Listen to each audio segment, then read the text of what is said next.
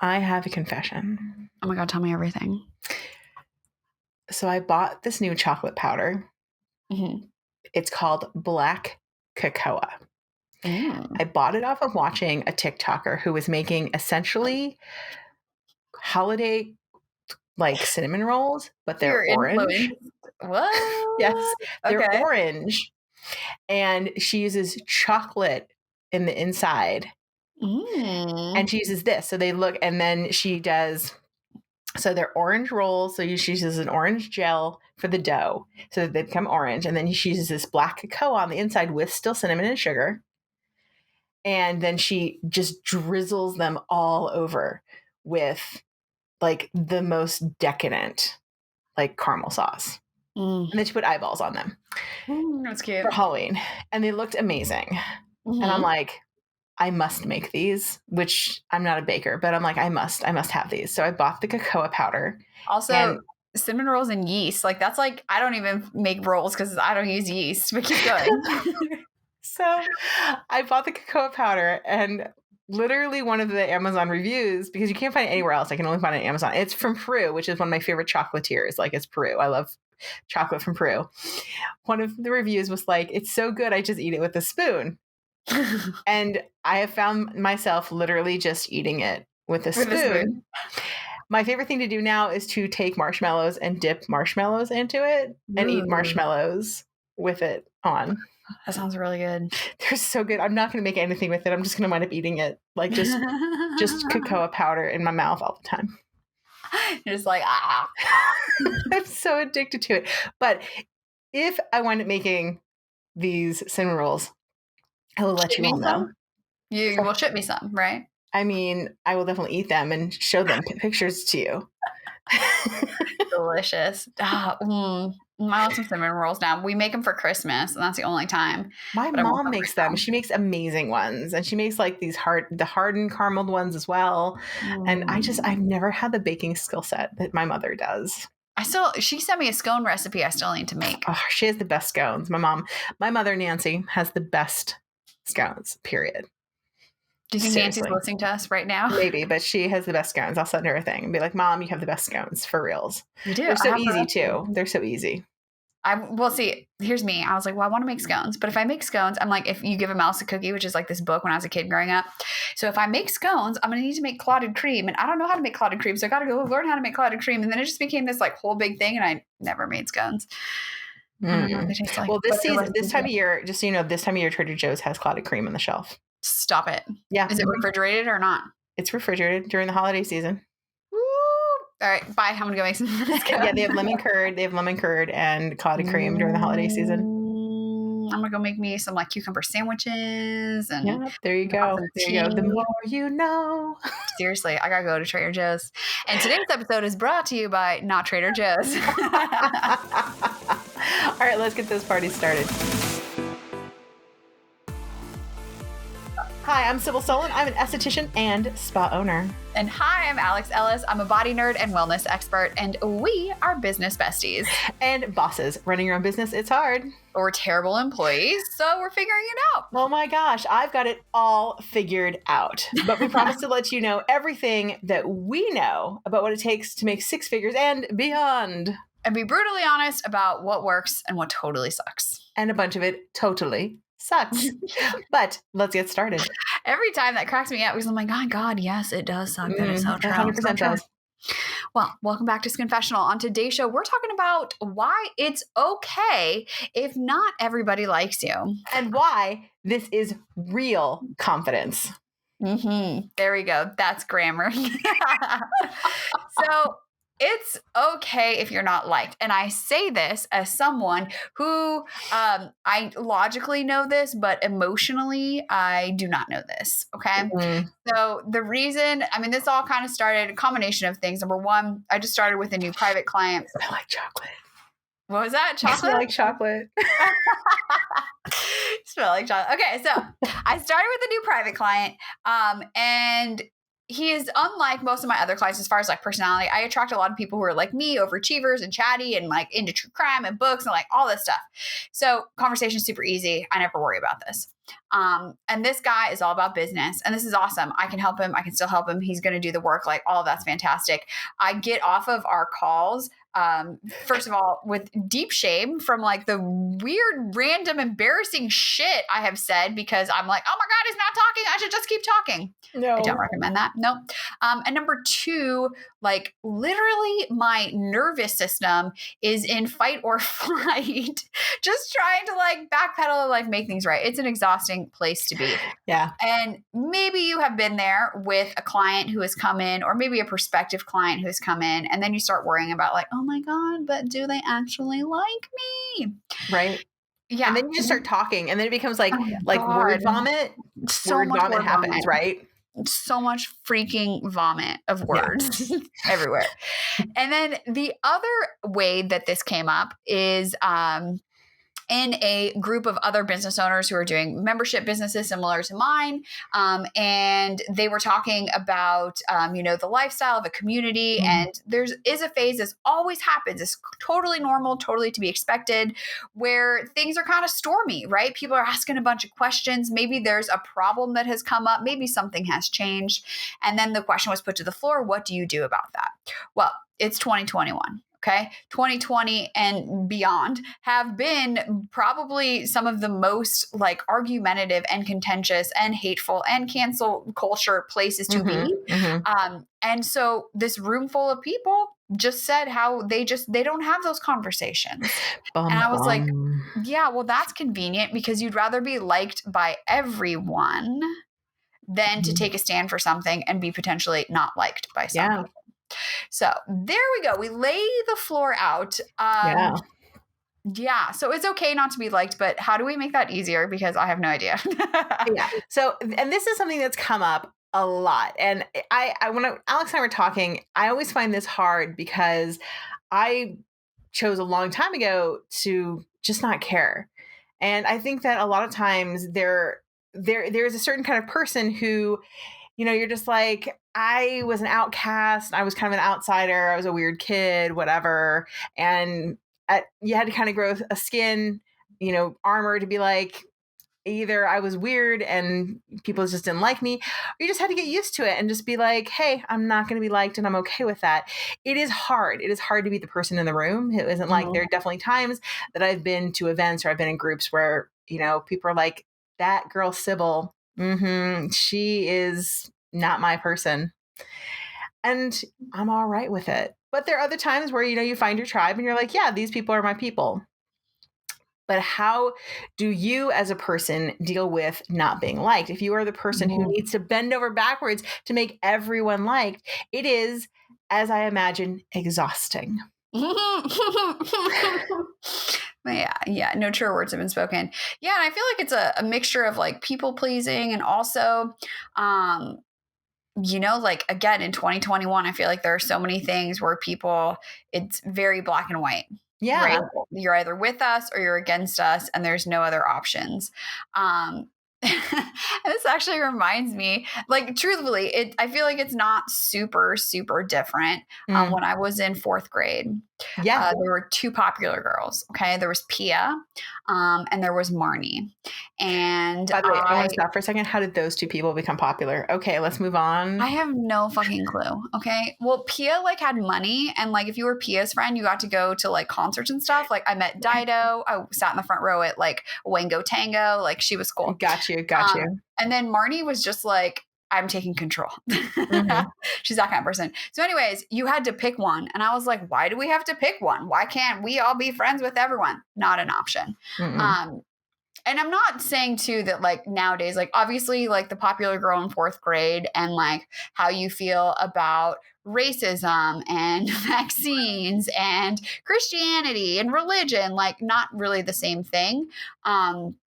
But I feel like in an effort to be liked by everyone, we maintain this facade of vanilla, plain, boring, in my opinion, so as to not have to have those uncomfortable feelings of realizing that there are people who don't like you.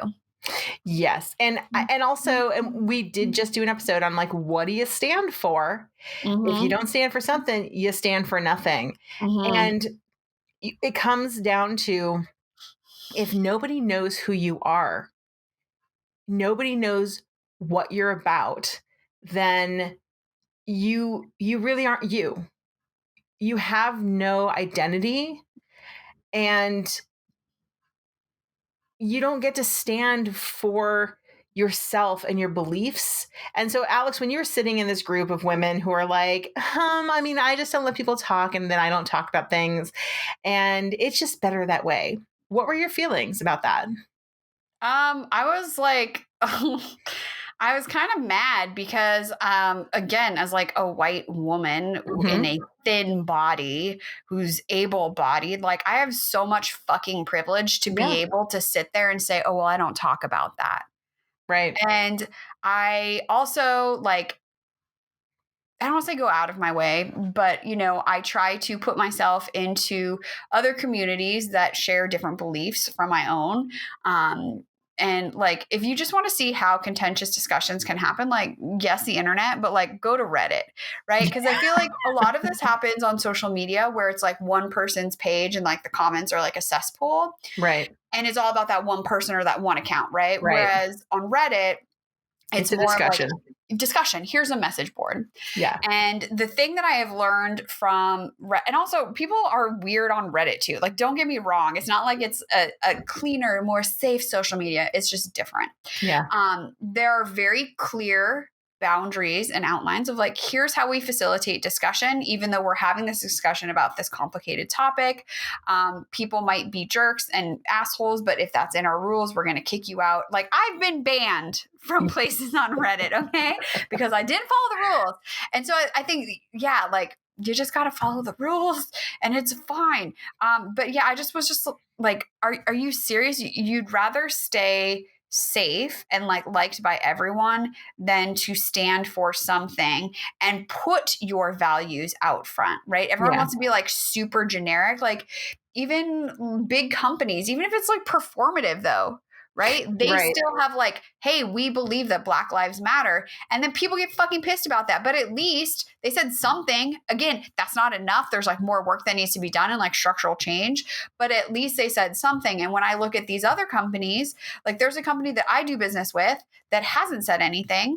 Right. And I'm conflicted about that. I know. Yeah. I know you are. I know.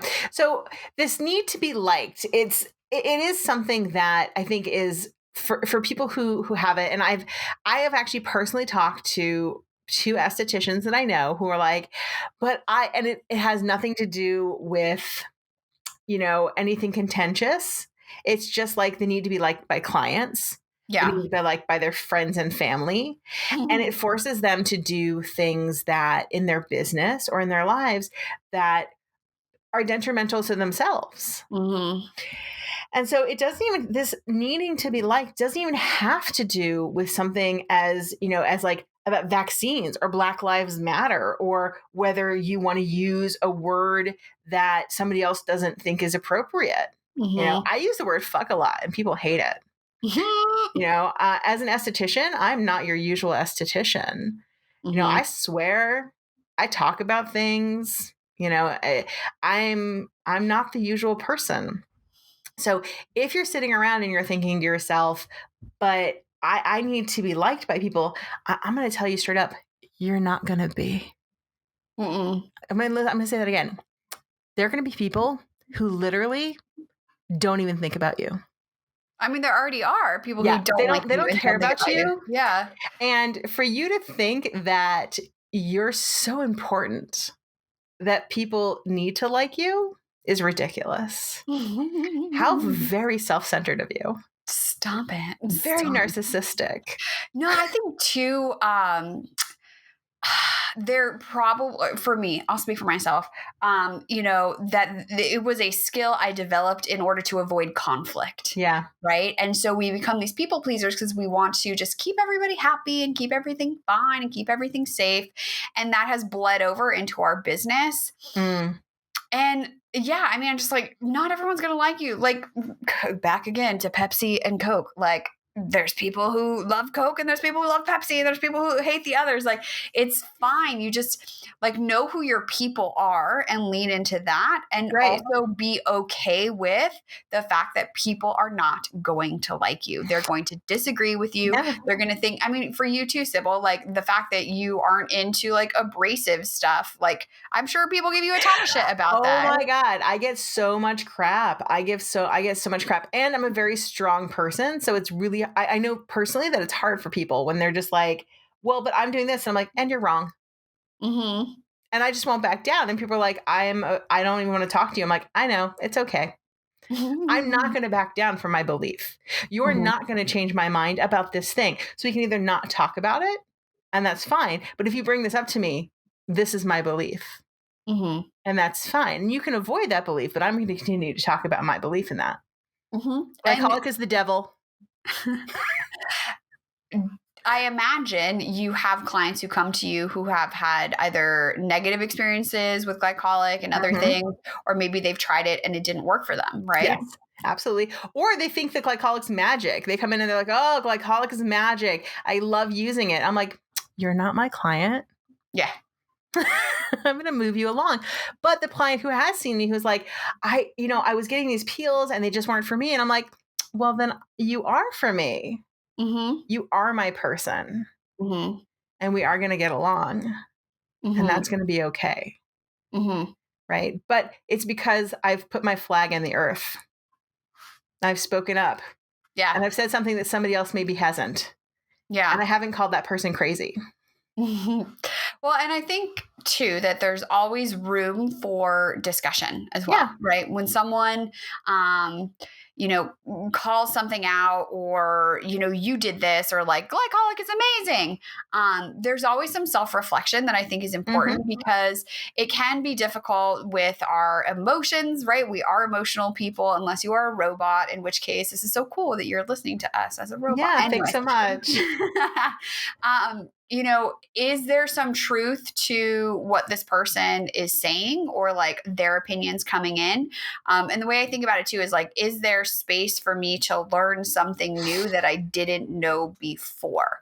Right. So maybe this person's like holding up a mirror to something that I didn't realize about myself. Maybe it's not just about like, oh, I'm trying to, plant my flag and stand for what I stand for. But maybe I'm like unintentionally excluding people or making other people feel unwelcome that I didn't mean to. Right. And it's important to realize, and I try to be very aware of this, is that you can stand for what you believe in, but still know that the other person's feelings and their belief is also valid. Mm-hmm. They can believe, listen, you can love Donald Trump and still be a human. Mm-hmm. Even though I don't love Donald Trump. Mm-hmm. It's I okay. have family members that I chose not to excommunicate for the same reason. It was just and you can learn from people like that. And it's okay. And so the idea when people were like, I just cut those people out of my life. And I was like, okay. I mean, they're not killing children per se. Someone would argue with you on that. But I think this like self-reflection. These are the things that you have conversations with. Also, I'm a firm believer that as long as you continue to have discussion, either person's mind is still potentially flexible. Potentially, you still have the opportunity. While there's conversation, you still have opportunity to make change. It's when discussion stops that you no longer get to make change. Mm-hmm. And I think too, tying this back to confidence and power, I think that I know for myself, people are attracted to other people who are confident. Like they give Mhm. off this, I was like, they give off confidence, but like this sense of power and like being grounded and rooted in what they believe in and what they Mhm. stand for. And that is attractive to people and not obviously like in a sexual way, but just like that strong energy, right? That you want Yeah. to be supported and surrounded by. And so we were thinking too of like, so where does this power come from? Where does this confidence come from to be okay with the fact that you are not going to be liked by everybody? And I think the first piece of that is liking who you are Mm. right now in this moment. So if there is already some dislike about something or self hatred or lack of self compassion or anything like that, like let's start there. Journaling, unpacking, Packing, and just yeah. figuring out what's going on of like, is it something that I can change and I want to be better and I want to be different? Cool. Then do that. And you recently had a experience that you had put out on the internet, something that you were like, "Hey, this is just a thing that you can do." And it was like a wall slide and you're like, "Hey, this is a thing that you can do." And you got some feedback from that. And Mhm. because of that, you're like, "Okay, you learned something." Do you want to talk about that for a second? Yeah, for sure. So we've talked about this too of like values, right? And my values for real, like at a core, are to inspire other people to have curiosity to help Mhm. themselves. Okay. So that's the through line for everything I'm doing. So when I put something out on the internet that doesn't work for your body or is not, like accessible, Mhm. right? Like that comes up a lot. Actually, someone else put a thing like, how do I do this in a wheelchair? And I was like, ooh, what a great question. And so I Right. thought about it. I got an idea. It's coming up. So, anyways, the question came up, well, how do I do this if my body doesn't look like yours? And the people who were saying this, there was a number of women of color. And then someone was like upset that, like, oh, yeah, this doesn't work. Like, Mhm. great on you, like, cis, skinny, able bodied white girl. And I was like, ooh, what a great question. Because again, it was not my intention to Mhm. exclude people. And you are right. You make a great point that I hadn't even thought of. And you know what? I don't know what it is Right. to have a large derriere. I thought I had one, but I have a socially acceptable Kim Kardashian butt. Okay. I know. And so you have, and this is why we have business besties and colleagues and friends. And you're not like going back to our goals episode. If you don't have a personal life with people you can reach out to when you have questions like this, like that needs to be a goal is to make some friends so you can ask them these hard questions, right? And to have people who know stuff that you don't have. So I reached out, I asked you, I said, hey, how do you do this exercise? Because I know that we have talked about it before. Mhm. And you're like, oh, I just put something behind me. And I was like, you're right. What a great fucking idea. I go forth, I post that video. And then all of these people are like, oh my gosh, you heard me and you saw me. And now I have something that I can do too. Right. And so you strengthen community Mhm. with the people you want to be in community with by being open and listening and not getting defensive. But Mhm. at the same time, like I showed up in that video with my favorite My Little Pony socks because Mhm. that's who I am. Right. Right. I am the, $20 yoga pant and also like no makeup sometimes. And My Little Pony, I was going to say Hello Kitty. I got a Hello Kitty sweatshirt that turns Yep, me into yep, like I absolutely. have all of those things and I'm okay with that. And that's who I am. I'm not trying to be anyone else. And it reminds people when you do that, that I always tell people like we can't always walk in people's shoes. When people are like, Mhm. "Well, I understand what you're going through." Maybe you can't actually. The idea that you can understand the plight of somebody else, you can feel it. You can be like, "I empathize with that, but I actually don't know the life you're living because I Mhm. haven't lived it." But what you Mhm. can do is you can look at it and be like, I'm empathizing with it. I'm trying to understand it. I'm listening to what you're going through. I'm asking somebody else who might have lived through it as well, who's experiencing it, and asking them how I can make myself better, how I can help you, and I'm raising my hand and saying, let me do this thing. And I hope that it, makes a change. Yeah. I think just being okay with like people not liking you doesn't mean that you're rigid and that you're like, Fort Knox with like these brick walls and all of that. You can still be kind and compassionate and malleable and growing, and also completely okay with the fact that people don't like you. Like, I know there are people who don't like me because they think that maybe they don't believe in what I do, or that I don't know what I'm talking about, or that they just like, I'm fucking annoying, whatever. Right? That's not my people, but I'm okay with who I am. And I'm going to be straight with you. It can be hard. And I've said this before, and I want to say it again. It can be hard. I am very comfortable in the fact that people don't like me. I am very comfortable in it. I am very confident in myself. I made the decision a long time ago that people aren't going to like me.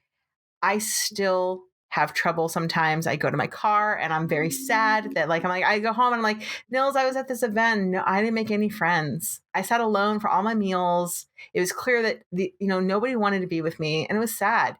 It is sometimes hard to be a leader. It is sometimes hard to be the outlier. It is hard to be a unicorn.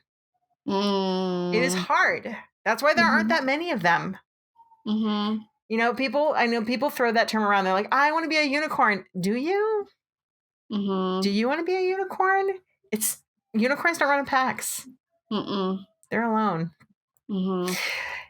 But if you are okay with the fact that you're like, sometimes I'm going to run alone, and sometimes I'm going to say something that people are going to like, understand that every time that you are not liked, there are going to be a few other people who are like, I respect what that person just did. They might be quiet. They might be afraid, but they're going to be like, I wish I was that person. And they're going to come up to you at some point and be like, I saw you do blah, blah, blah. And it inspired me, or I wish I could do that. You will be an inspiration to somebody. 1,000%. I think too, there's this fear of like making a mistake, right? Like, if we're outspoken and we say something and like, oh my God, someone doesn't like us. But exactly what you're saying of like building that relationship with the people who may or may not speak up. Someday you may do or say something, and because you have built that level of respect and safety in the relationship with them, they will speak up and say, hey, I know that you probably didn't mean this, but this happened and it made me feel this way. And like, have that open conversation. So it's like you strengthen the relationship and community with the people who you want to be in community with in the first place. And maybe that means people, again, like don't like you, but the people who do like you, like really, really fucking like you. Yeah. And they trust what you're saying because, once again, they know exactly who you are and what you stand for. They're not like, I don't know, they're kind of wishy-washy. I don't get a good read on them. I don't get a good beat. They're like, oh, I can talk to them about this. I know exactly. I know that they're going to give me their truthful opinion on this. Right. On this, I can trust them. Oh, some deep stuff on this and a little bit meandering this episode, but it's important. It's a very broad topic about feeling confident and getting deep into the idea of kind of letting go of the need to be liked. And it's hard, and it's not going to happen right away, and you're going to catch yourself, and it's okay if it takes you a while. Don't beat yourself up about it. Put it on maybe one of your goals. Maybe your like broad goals. It's okay not to be liked about this. And you can pick like one thing and be like, this is the one thing I'm standing my ground about not being liked today. Or maybe too, it's I am okay or fully accepting of who I am right now. Yeah. That's a good one. What would you journal? Actually, I have a confession. I haven't been journaling. That's so un-Alex like. You know what? I think the more I think about this, it's like, so I've been doing therapy, right? And I meet with my therapist every single week. And then I think about the stuff we talked about, but like, I don't have more to unpack because I talk about it with her, you know? And actually, that light bulb just clicked in place because I was feeling guilty about not journaling. But if I were to journal about this, it might be, what is it about fill in the blank of the situation that makes me feel so uncomfortable. That's a good one. All right, everyone. So now you have some journaling that you could go and do, or talking to yourself in the car while driving, talking to a friend or a family member or your cat, whatever you need to do. Meow. And go ahead and go on. And once again, we will be huge proponents on the idea that it is completely okay to go get therapy. These are the things 1000%. that will change your life. I mean, also, I've said this before, I'll say it again. I read every single self-help book on the planet. I did all the coaching. I thought I was a fucked up one. And then I started therapy and have been able to like see why I am the way I am and how those can be strengths. And that for me has really made a huge difference in how I feel about, like myself and like confidence too. And so if you do feel like this is really super hard and you're really struggling with it, like seek help from somebody outside of your brain and outside of a relationship you're in, because sometimes our partners are terrible. They're not therapists, to like not even get to the bottom, but just start to explore this and be inquisitive about you and why you are the way you are. Right. Because we sit and we're like pseudo couch therapists for all of our clients. You might as well get your own head like straight and your heart in the right place. Alex and I, we both talk about the fact we've done lots of therapy. I did lots and lots of therapy in my late 20s and early 30s. So Alex is right on track. Yeah, I was going to say, I'm right on track, right on schedule. Right on track. All right, bring us home, Alex. So we want to hear from you. If do you feel like you have the tools to be more confident from listening to this episode? Or are you like, wow, I still don't know. We want to hear it all. And any questions, you can hit us up on Instagram. The show is at Skinfessional. You can find Sybil at Skin Fitness Expert. You can find me at Hala for Mala.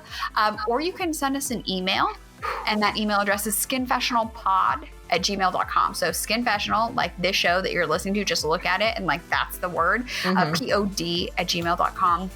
Or you can leave us a voicemail into our box, our nicely shapen and clean box. Is that true? Yes, it's all very nice and clean these days, everyone. That's right.